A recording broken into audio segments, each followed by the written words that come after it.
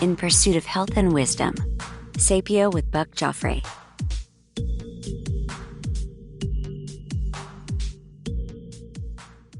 Welcome, everybody. This is Buck Joffrey with Sapio with Buck Joffrey, and today we're going to do something a little bit different, and that is, every time the show starts, you hear the lady say, in search of health and wisdom. Well, up to this point, I've pretty much only talked about health and longevity, but there's a wisdom component to this as well. Now, unlike the health part, where I can tell you I am a physician, I'm trained in this stuff, wisdom is a little bit different, right? Wisdom is like, first of all, who am I to tell you about, to talk about wisdom? It's not like I'm super wise, like I have a degree in wisdom or something like that. Or would that be philosophy? I don't know. But whatever the case may be, what I do have is a little bit of life experience, and I've had some successes in my life, a lot of failures too, but more successes, luckily. So what I'm going to do occasionally here, once in a while, is to give you, I guess, a little bit of a wisdom talk instead of a health podcast. So, in this one, I want to just start out for a moment and imagine that if you were in a 747 jet airplane and you were traveling 500 miles per hour, because that's how fast they go, right? You could probably get where you want to be pretty quickly. But what if you didn't know where you wanted to end up in the first place? Well, then it wouldn't do you much good that you could move that fast, that you could move at 500 miles per hour. In fact, depending on where you ultimately want to end up, it could end up making your journey to where you actually want to be at the end even farther away, right? You could be headed in the opposite direction. The point is that it doesn't really matter how much energy you have or how hard you work if you have no idea where exactly you want to end up. Now, of course, it's hard. It's really hard, especially when you're young. And especially when you're young, to pinpoint exactly where you want to end up. But that doesn't mean that you can't start making some goals for yourself early on. You can always go back and revise your goals. If that's one thing that I have learned over time, you will go back and revise your goals if you start making them. If they don't end up being as appealing later on, or if your goals, maybe your goals were not big enough and you need them even bigger, you can go back and redo them. The point of having a goal is to engage your self-conscious, to autopilot you to a place that you can see in your mind's eye. Right? You actually have to envision where you are. Now, I'm a money guy, right? I am a physician, and this podcast is largely about longevity. But for the last, decade or so, I have been really in the financial space. And I know, I deal with a lot of investors and a lot of people wanting to make a lot more money. So I'm going to take this example here. And it's a crazy idea. And I'm going to say, what if your goal was to make $1 million per month, right? For most people, that's a lot of money. That's a big goal, right? By the way, I recommend having goals that are excessively large because in my experience, every time you set a goal and then you get closer to it, you realize you didn't set it big enough. And the problem is that in order to back up and get to the bigger goal, you might have to do something completely different. So you might as well start thinking big if you're going to think at all.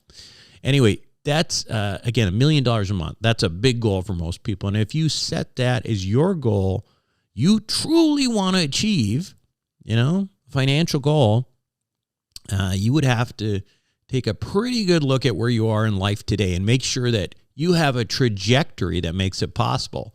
And if it doesn't, and if you're hell-bent on that being what you really want in your life, then change course immediately. In other words, listen, you might be doing really well. You're working in a comfortable 9-to-5 job. You're making, 6-figure salary. You've got a house and stuff. You got everything that you could imagine that most people would want, but that's not your goal. You want to be a multimillionaire. Then guess what? You're going to need to make a serious pivot plan to make like $1 million per month, right? No matter how hard you work, the job that pays you $300,000 per year or $50,000 per year, whatever you're making, it's not going to get you to $1 million per month.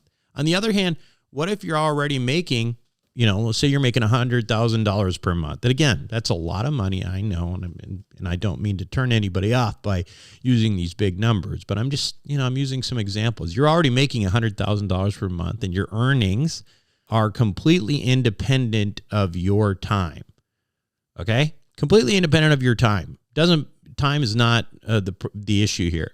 So what if the only difference between $100,000 per month or $10,000 a month or whatever you're making, $1 million per month, is increasing the scale of what you do? In other words, if a unit transaction currently makes you, say, $5,000, is there a way to make that same unit transaction worth $50,000 or more, $100,000, without significantly increasing your time and effort? If that's the case, and your goal is to make $1 million a month, stay the course. If not, abort and change your plan.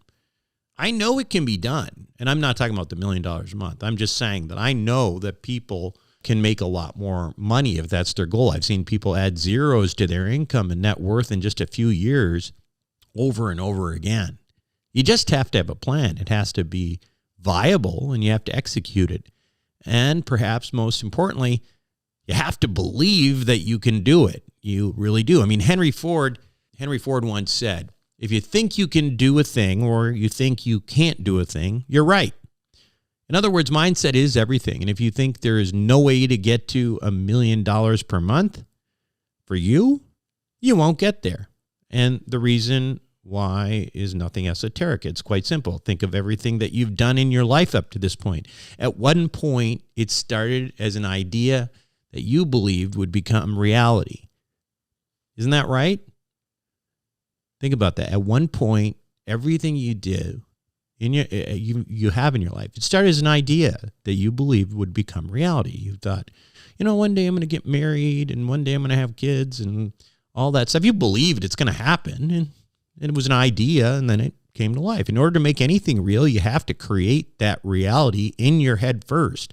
You have to have a vision of it. And if you do that, your subconscious will help you, guide you along the way. And of course, this type of goal setting ultimately applies to much of life. Again, I brought this into the whole money space because that's what I've been for the last decade. I've been, in the money space, been a money guy. But it's not just about money. It's about what you really want. You got to visualize it, believe it, and make a plan to get there. Now, that's the other thing too. When I just say visualize, it's more than just a board. Some people use these vision boards and all that stuff, and I think that's great. But in my experience, you really have to believe it, right? You have to believe it in order for it to happen. That's the difference that I've noticed in my friends, some entrepreneurs, really successful ones, not just entrepreneurs, but people who are successful in life, is that they not only have a goal, but they truly believe in their heart that they're going to get there. And invariably, when that belief is so deep that it's not just like a hope or a wish or a plan, they tend to get there. And I've had that experience myself. I'm kind of I don't use vision boards and all that kind of stuff, but I have been sort of a manifester my whole life. And so I don't say this just completely out of, some sort of, I read this and, I'm repeating it to you. It's from personal experience. And I'm a science guy, right? It's easy to be cynical about this kind of stuff, but I can tell you from personal experience that this really does work. And so my wisdom for you today is simply this. It doesn't have to be it doesn't have to be anything fancy, but really identify where it is you want to be in your life. Figure out, where am I today? And am I on any possible trajectory that would get me to the point where I want to be from where I'm at today? And if the answer is no, change it now. Because otherwise, you're never going to get there. And if you're way off track, that's okay too. Because, Bill Gates has this, I think Bill Gates said it. It's a really, really good quote. And, you may have heard it before, but I think it's very true. As that most people grossly overestimate what they can do in 1 year, but they grossly underestimate what they can do in 5. I mean, it's really remarkable if you think about like what can be done in 5 years. You know, in my case, I will tell you that in just 7 years, maybe that's a little bit more than 5, but every business that I have that currently exists, almost every asset that I have did not exist 6-7 years ago. I had other stuff, but those things are gone. And so everything that I do now is new. And that proves my point. I mean, I went from being a full-time practicing physician to somebody completely in the financial space who's very successful in 6-7 years. And now I'm doing this. So I've got some big ideas what's going to happen with this podcast in this space as well. But a lot of it is just to give back. And hopefully this did something for you. That's it for me on this Wisdom Wednesday. This is Buck Joffrey, Sapio with Buck Joffrey. See you next time. Thanks for listening to Sapio with Buck Joffrey. A quick reminder that while I am, in fact, a surgeon, nothing I say should be construed as medical advice. Now, make sure to include your physician in any medical decisions you make. And also, if you're enjoying the show, please make sure to show your support with a like, share, or subscribe. Until next time, this is Buck Joffrey for Sapio with Buck Joffrey.